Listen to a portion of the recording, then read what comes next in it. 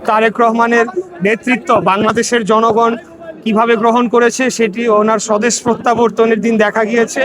এর বাইরেও দেশে বিদেশে বিভিন্ন আন্তর্জাতিক মিডিয়া, আন্তর্জাতিক কূটনৈতিক মহল এবং বিভিন্ন সুশীল সমাজের মাঝেও আলোচনা রয়েছে যে আমাদের নেতা দেশনায়ক জনাব তারেক রহমান গত এক বছরে যে সকল বক্তব্য রেখেছেন এবং আগামী নতুন বাংলাদেশ গড়ার জন্য একটি বৈষম্যহীন গণতান্ত্রিক এবং স্বাধীন সার্বভৌম রাষ্ট্র গড়ে তোলার জন্য আমাদের পররাষ্ট্রনীতি, আমাদের শিক্ষা ব্যবস্থা, আমাদের স্বাস্থ্য ব্যবস্থা, আমাদের পরিবেশগত যে বিপর্যয় হচ্ছে, ক্লাইমেট যে বিশ্বজুড়ে যে একটা সমস্যা তৈরি হয়েছে, সেটিকে আমরা কিভাবে মোকাবেলা করব, অর্থাৎ একটি রাষ্ট্র হিসেবে দৈনন্দিন আমাদের যে সকল সমস্যা রয়েছে নাগরিক হিসেবে সেগুলোকে অ্যাড্রেস করার জন্য যেমন আমাদের পরিকল্পনা রয়েছে, এর পাশাপাশি দীর্ঘমেয়াদে বাংলাদেশকে একটি স্বাধীন সার্বভৌম এবং এক কথায় যদি আমরা বলি ইন্ডিপেন্ডেন্ট, আপনারা জানেন ভৌগোলিক অবস্থার কারণে আমরা একটি নাজুক অবস্থায় রয়েছি। এখানে নানাবিধ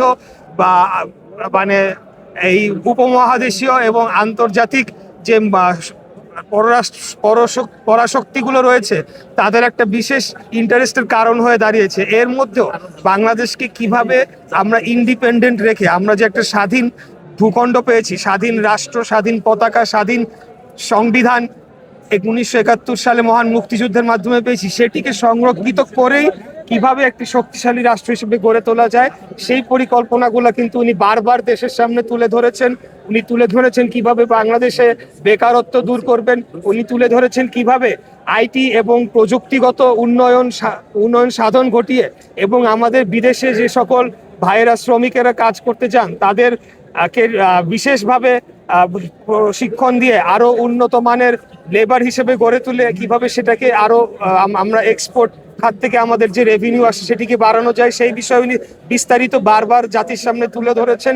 উনি তুলে ধরেছেন যে আমাদের বর্ডারে যে সকল সমস্যাগুলো হচ্ছে, আমাদের বর্ডার কিলিং থেকে শুরু করে ট্রান্সন্যাশনাল ক্রাইম এবং আমাদের অভ্যন্তরীণ রাজনীতিতে বহির শত্রু বা বহির রাষ্ট্রের যে কোনো ধরনের হস্তক্ষেপ সেগুলোকে রোধ করার জন্য কিভাবে একটি শক্তিশালী গণতান্ত্রিক কাঠামো গড়ে তোলা যায় এবং একটি পার্লামেন্টের উপর ভিত্তি করে বাংলাদেশকে গড়ে তুলবেন, সেই সকল সমস্যার সমাধানগুলো উনি দিয়েছেন। আজকে এই এত কথাগুলো আমরা এখানে শ্রদ্ধা জানাতে এসেছি বাংলাদেশ জাতীয়তাবাদী মুক্তিযোদ্ধা দল এবং বাংলাদেশ জাতীয়তাবাদী মুক্তিযুদ্ধের প্রজন্ম। আমি আহ্বায়ক, নবগঠিত কমিটির আহ্বায়ক হিসেবে মনোনীত হয়েছি। আমার বাম পাশে আমাদের সদস্য সচিব রয়েছেন, আমার ডান পাশে সিনিয়র যুগ্ম আহ্বায়ক তিনি রয়েছেন। এবং আপনারা জেনে থাকবেন যে আমরা অত্যন্ত গর্বিত এই সংগঠনটির 1 নম্বর সম্মানিত সদস্য আমাদের নেতা দেশনায়ক জনাব তারেক রহমান, তিনি নিজে স্বাধীনতার ঘোষক শহীদ রাষ্ট্রপতি জিয়াউর রহমান এবং বাংলাদেশের প্রথম নারী মুক্তিযোদ্ধা দেশনেত্রী বেগম খালেদা জিয়ার সুযোগ্য সন্তান দেশনায়ক জনাব তারেক রহমান 1 নম্বর সদস্য এবং 2 নম্বর সদস্য হিসেবে ওনার সম্মানিত সদস্য হিসেবে ওনার ছোট ভাইকে রাখা হয়েছে জনাব আরাফাত রহমান কোকো।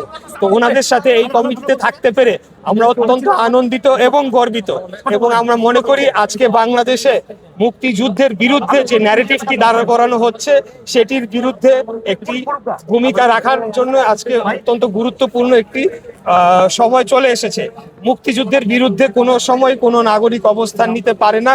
মুক্তিযুদ্ধ আমাদের পরিচয় দিয়েছে, যেটি ইতিপূর্বে বলেছি, আমাদেরকে স্বাধীন ভূখণ্ড দিয়েছে। অতএব মুক্তিযুদ্ধের বিরুদ্ধে অবস্থান করে, দেশের বিরুদ্ধে অবস্থান করে যারাই সেটি করবে, সেটা অন্য যে দেশের পক্ষেই যাক না কেন, আমাদের যে স্লোগানটি রয়েছে সবার আগে বাংলাদেশ, দিল্লি নয়, পিন্ডি নয়, নয় অন্য কোনো দেশ, সবার আগে বাংলাদেশ, অর্থাৎ এই স্লোগানটির মাধ্যমে খুব স্পষ্ট হয়ে যায় আমাদের বার্তাটা কি।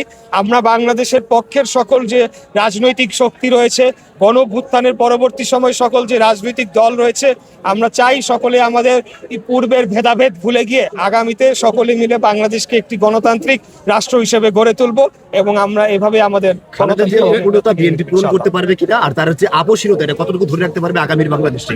আমি মনে করি যে ইতিমধ্যে ওনাদের পরিবারের যে আপসহীনতা বাংলাদেশের স্বাধীনতা সার্বভৌমত্বের প্রশ্নে, সেটির প্রমাণ বারবার তিনি দিয়েছেন। তিনি 1/11-এর সময় নির্যাতিত হয়েছেন, তাকে দেশ থেকে বাধ্য করা হয়েছে।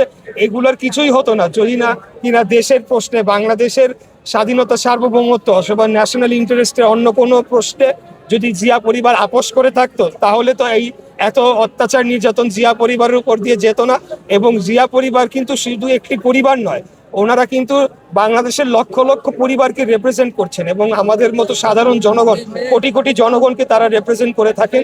আমাদের কথাগুলাই ওনাদের রাজনৈতিক কর্মকাণ্ডের মাধ্যমে প্রতিফলিত হয়। অতএব এই পরিবারের উপরে আক্রমণ মানে বাংলাদেশের স্বাধীনতা সার্বভৌমত্বে বিশ্বাসকারী যে সকল জনগণ রয়েছেন এবং আমাদের নেত্রীর যে দীর্ঘ লড়াই, এই যে এই বয়সে ওনাকে জেলে কারাবরণ করতে যায়, আমি নিজে কারাবরণ করেছি, আমি জানি সেই জীবনটা কত কষ্টের হয়। এবং সেই জায়গাতে উনি মানে এই বয়সে এই শারীরিক অসুস্থতা নিয়েও যে কারাবরণ করেছেন, কিন্তু তারপরেও একটিবারের জন্য বাংলাদেশের পোস্টে আপোষ করেন নাই। এবং আমাদের নেতার ক্ষেত্রেও তাই, উনি একটিবারের জন্য, একটি সেকেন্ডের জন্য কখনো তিনি বাংলাদেশের পোস্টে আপোষ করেন নাই, যার কারণেই ওনারকে শারীরিকভাবে আহত করা থেকে শুরু করে এই ধরনের নির্যাতন ওনার পরিবারের উপর নেমে এসেছে।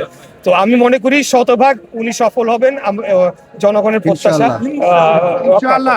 Thank you.